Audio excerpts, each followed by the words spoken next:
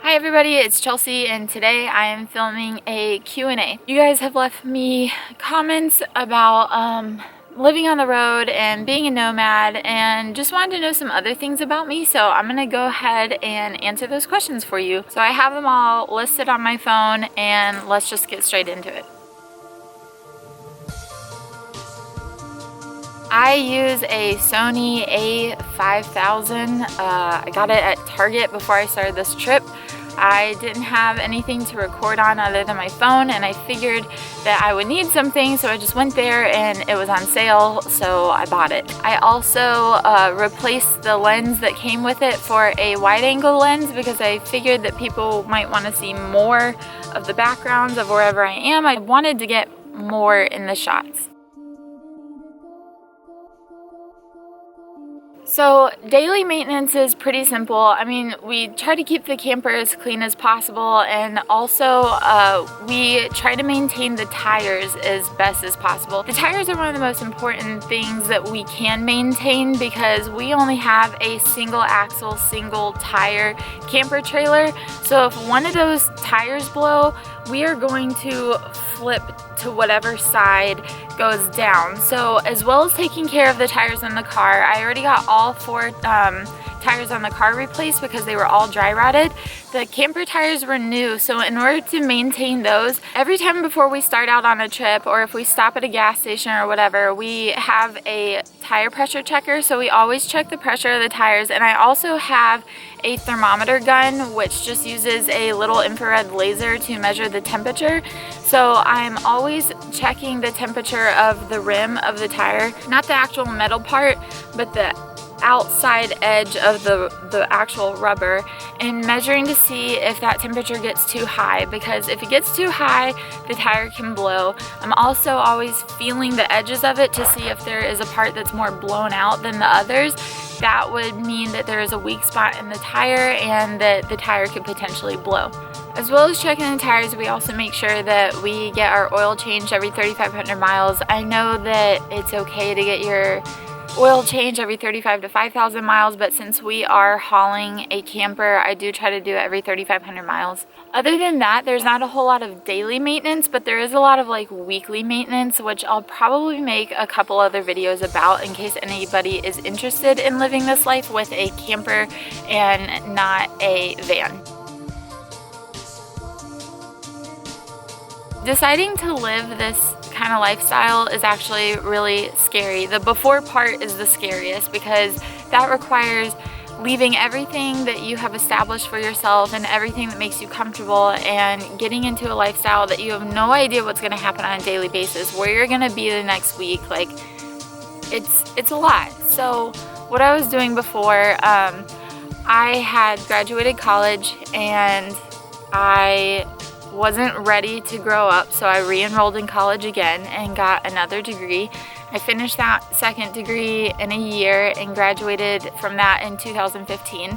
And then I immediately started working a job in my career field. I loved the people I worked with. I liked my job. The hours were really tough with what I was doing, and the content of the job was a little depressing sometimes. I don't know if I want to say exactly where I was before because I really do like that company. They were a really good company and they gave, all their employees a lot of really great benefits. But for me personally, at that time in my life, I felt like I had been doing everything that I was supposed to do by the book up until that point, and it got to this point where in my personal life a lot of really weird things were happening too with my family and everything. I kept thinking to myself, like, is this all my life is going to be? Did I just start my 30-year career? Am I going to go into work every single day and, pay for an apartment and pay my bills and try to pay off my student loans and stuff? Like, I had wanted to travel for a really long time. I actually wanted to do it after high school, but my mom said that if I didn't go straight into college after high school, that it would be so much harder to find the motivation to go back to school. So I just did it. I went through it, and I felt like I had something to fall back on at that point, since I had graduated.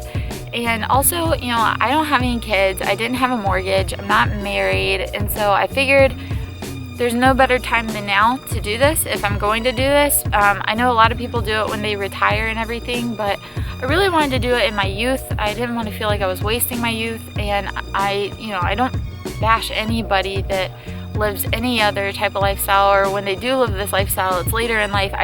It doesn't matter to me, but for me personally, I wanted to do it now, and so I quit my job and explained to my family what was going on in my head, and I explained it to my friends, and I kind of just set it in motion. And once you put in your 2-week notice, you tell yourself, yeah, well, I don't really have another choice now. Like, this really is what I'm about to do. So I just did it.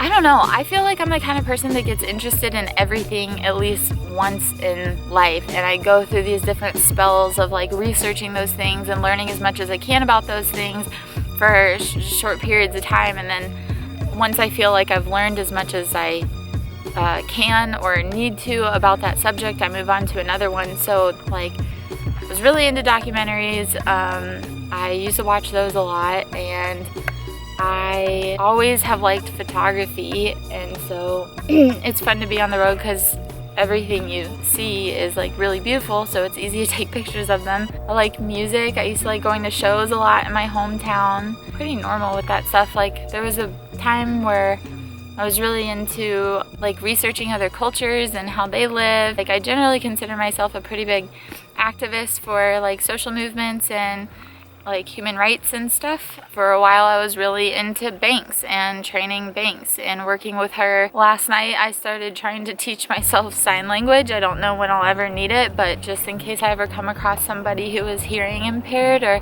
whatever, I wanted to learn how to assign a couple basic things to them. So really my interests just come and go, and whatever I think is interesting at that time I definitely look into for a while. Some of my other interests include like economics. I've always liked economics. That's what one of my degrees are in, and so I still like reading about that and how different policies work.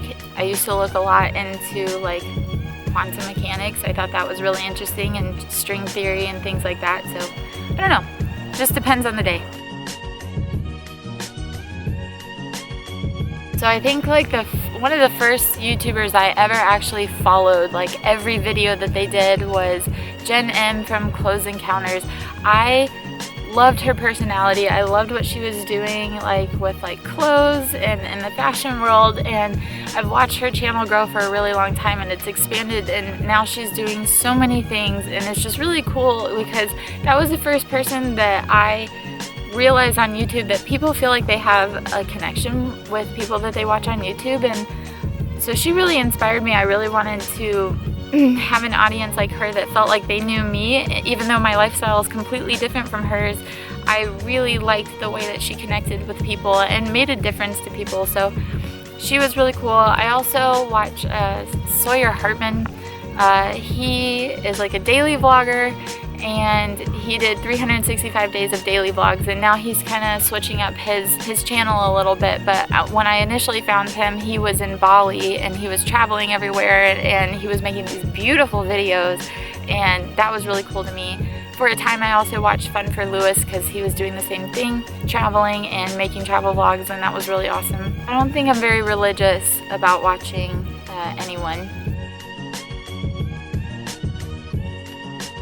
I think the hardest part about living on the road is being away from friends and family. Everything that I'm doing with my life right now is really beneficial to me personally, for my mind and for like who I am becoming as a person.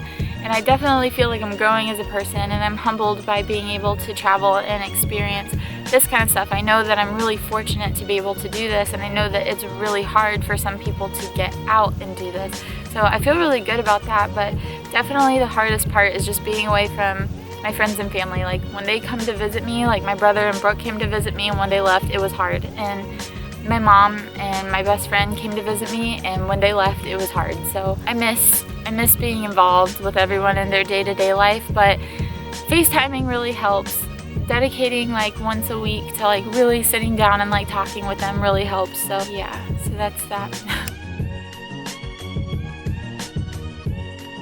I really don't know. I don't have an end time to this lifestyle. I didn't give myself like, oh, I'm gonna do this for 6 months. Like, I set out to do this for as long as I can afford to keep going, and until I feel like I just want to stop and settle down again, whichever comes first. I don't know what I'll do after. I assume that I will move to a town somewhere in the United States that I have visited on this trip and really enjoyed, and I imagine that I will get a job just like everybody else, get an apartment just like everybody else, and then live a life just like everybody else. I don't know. If you guys don't know what I'm talking about, I will show you. This is a tattoo. It's just a distribution function. I don't know. I got it kind of as a tribute to my economics degree, but also when you graph it out, it looks like this. Basically, it's to say that most people fall right here at the top of the highest part of the bell curve, and they fall under that category. And there's always someone that falls, no matter what the aspect is, there's always someone that's on the low end of the curve and someone that's on the high end of the curve. And I guess for you guys it would be low end, high end. It's just kind of a reminder to me that for everything that I have, there is someone that has without that exact amount. So it kind of just reminds me to be humble and be grateful and be appreciative for everything that I have been fortunate enough to have in life and all the opportunities that I've been able to have in life, because I know that there are people on the opposite end of the spectrum that do not have those opportunities. It's just a reminder to myself to be appreciative and be humble. So those are some of the most frequently asked questions that I've gotten from you guys, and I just wanted to make a whole video and dedicate it to answering those questions because I get them so much that it's hard to go through all the comments and answer them individually, although I do try to do that regardless. Thank you guys for watching, and please look forward to my next video where I go to the Grand Canyon with my best friend Sid, and also we check out Sedona and the Coconino National Forest, which is by far one of the most beautiful places I've been so far on this trip. So keep an eye out for that one. That's coming within the next week. Leave me video suggestions in the comments below. Like I always say, I try to read, actually I do read every single one, and I try to respond to every single one. I appreciate you guys watching. Please subscribe to my channel if you want to stay updated with my travel, or if you are new to this lifestyle and you are trying to learn tips from a fellow nomad. I do try to put out a weekly video about the best advice that I can give for living on the road like I do. I hope you guys all have a good day, and I will see you in the next one.